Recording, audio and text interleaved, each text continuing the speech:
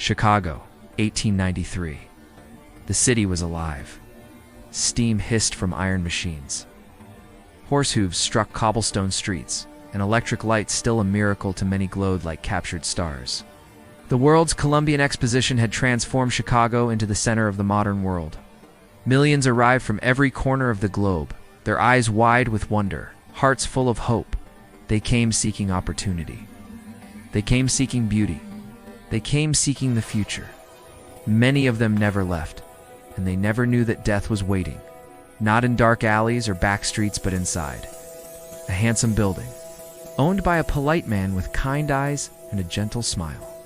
His name was Dr. Henry Howard. Oh! But that was not the name his mother gave him. He was born Herman Webster Mudgett on May 16, 1861, in the quiet town of Gilmanton, New Hampshire. His parents were strict, deeply religious, and emotionally cold.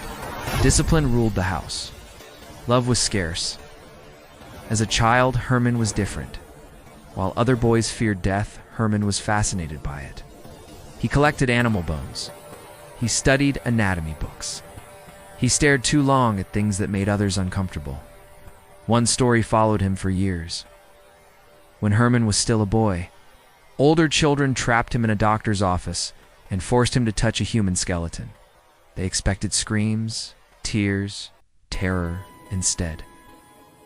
Herman felt something else: curiosity. That moment did not frighten him, it awakened him. From then on, death was no longer an enemy. It was an interest, a puzzle, a tool. Herman was intelligent, exceptionally so. He learned early that intelligence alone was not enough to survive, to rise, to control others. He needed something else. He needed lies. He lied easily, naturally, without guilt.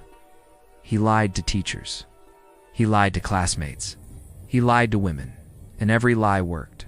By the time he entered the University of Michigan Medical School, Herman was already practicing something far darker than medicine. He stole cadavers. He staged fake accidents. He committed insurance fraud, taking out policies in false names, then presenting burned or disfigured bodies as proof of death. He was never caught. The system trusted him, and Herman learned a crucial lesson. People see what you want them to see. By the 1880s, Herman Webster Mudgett no longer existed. In his place stood Dr. Henry Howard Holmes, a sophisticated, charming physician with a neatly trimmed mustache and penetrating blue eyes. He dressed well. He spoke gently. He listened carefully. People trusted him immediately. He married multiple women, often at the same time under different names. When relationships became inconvenient, he abandoned them, or worse. Then he moved west to Chicago. On the corner of 63rd Street and Wallace Avenue, Holmes purchased a small pharmacy. The elderly woman who owned it soon died under suspicious circumstances. Holmes acquired the property. Then he began to build, floor by floor, room by room. Secret by secret, to construction workers, Holmes gave different blueprints. No one ever saw the full design. Hallways led nowhere. Staircases ended at ceilings. Doors opened to brick walls. Some rooms were soundproofed. Some had gas jets controlled from Holmes's office. Some contained trapdoors leading to the basement. The basement. That was where the real work happened. Furnaces, acid vats, dissection tables, bone cleaning equipment. It was not a hotel, it was a factory. And Holmes was preparing for his greatest harvest. When the World's Fair opened, Chicago flooded with visitors. Young women arrived alone, seeking jobs, adventure. Independence. Holmes offered them everything: employment, housing, protection. They signed contracts that secretly transferred life insurance benefits to Holmes himself. Then they disappeared, one by one. Some were locked in airtight rooms and suffocated. Some were poisoned with gas. Some were starved, listening to footsteps outside their doors that never came. Holmes listened. He always listened. Neighbors saw nothing wrong. Holmes was polite, respectful, generous. He donated to charity. He smiled at children. He paid his bills late, but he always paid. No one questioned the screams, no one questioned the smell, no one questioned why women checked in and never checked out. Because evil does not always shout. Sometimes it whispers when the world's fair was in full swing. Dr. Henry Howard Holmes felt powerful every morning. He stood near the window of his office and watched crowds move through Chicago. Families laughed. Young women walked alone, full of hope. Travelers searched for rooms, work, safety. Holmes knew something they didn't. Many of them would never leave the city. Holmes often hired young women to work in his building. He promised good pay, a safe place to stay, and a better future. He spoke gently and treated them kindly at first. The women believed him. They signed papers Holmes gave them. He told them they were job contracts. In truth, those papers were life insurance policies. Holmes was the only person who would benefit if they died. One by one, the girls disappeared. When people asked questions, Holmes had answers ready. She quit. She went back home. She stole money and ran away. No one suspected murder. Some rooms in the building had no windows. Others had walls that blocked sound. Doors locked from the outside. Air vents could be sealed. Holmes controlled everything from his office. When a woman was locked inside, he waited. Sometimes he used gas. Sometimes he simply waited for hunger and fear to do the job. He listened. Carefully. Footsteps, crying. Then silence. When it was over, he opened the door like nothing had happened. After death came the basement. Holmes dragged bodies down narrow stairs late at night. In the basement, he had furnaces, acid barrels, and tools meant for cutting and cleaning bones. He removed flesh. He burned what he didn't need. The bones were cleaned and packed carefully. Then he sold them. Medical schools paid good money for skeletons. They never asked where they came from. Holmes turned death into business. One woman stayed longer than the others. Her name was Julia Connor. She worked at the pharmacy and trusted Holmes deeply. She believed he loved her. When she became pregnant, Holmes promised to help her. He told her he could perform an abortion. Julia entered one of the rooms. She never came out. Holmes later claimed she died during surgery, but no body was ever found. Only bones sold like all the others. This is clause here. Julia had a young daughter, Pearl. We need to revise it After immediately. Julia vanished, Pearl vanished too. No one ever saw her again. Holmes never spoke about the child. Holmes was careful, but he was also greedy. He stopped paying workers. He borrowed money and never returned it. He cheated business partners. Slowly, people began to distrust him not as a killer, but as a man who could not be trusted. Police visited the building more often. Still, no one imagined the truth. Holmes had a partner named Benjamin Pitzel. Pitzel was weak, loyal, and easy to control. Holmes convinced him to take part in a fake death scheme for insurance money. This time, Holmes crossed a line. Instead of faking Pitzel's death, he killed him. Pitzel's body was found burned and unrecognizable. Holmes told the insurance company it's part of the plan, but the evidence told a different story. The body showed signs of real murder for the first time. Holmes made a mistake. An investigator named Frank Gayer began following Holmes's trail.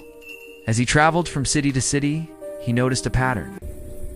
Children disappearing, women vanishing. Holmes always nearby. The walls were closing in. Dr. Henry Howard Holmes still believed he was untouchable. He had lied his way out of trouble before. He had fooled police, banks, and insurance companies. In his mind, this situation would be no different. But this time, someone was watching closely. His name was Frank Gayer. He was an insurance investigator, quiet and patient. He didn't rush. He didn't accuse without proof. He simply followed the trail. Holmes left behind, and that trail was long. Gayer noticed something strange every place Holmes traveled. Someone disappeared. Women, children, families, always connected to Holmes. After Benjamin Pitzel was killed, Holmes took Pitzel's 3 children with him. He told their mother that the children were safe and hidden as part of the insurance plan. It was a lie. Holmes moved the children from city to city Chicago, Detroit, Toronto. Each time, Gayer followed one step behind. What Gayer didn't know yet was that the children were already dead. 2 of them had been locked inside a trunk. Holmes turned on gas and walked away. The 3rd was dismembered and burned. These were not crimes of anger. They were crimes of cold. Planning, Gayer traveled thousands of miles by train and foot. He checked hotels. He questioned neighbors. He searched basements, cellars, and empty houses. In one small home, he found a terrible smell. Under the floorboards, he discovered bones, child-sized bones. That was the moment Gayer knew. This was no ordinary criminal. This was a monster. Holmes was arrested in Boston. Not for murder, but for insurance fraud. He smiled during his arrest. He believed the police had nothing real against him. He was wrong. As investigators shared information, the pieces came together. Bones, missing people, insurance policies. Holmes's perfect mask began to crack.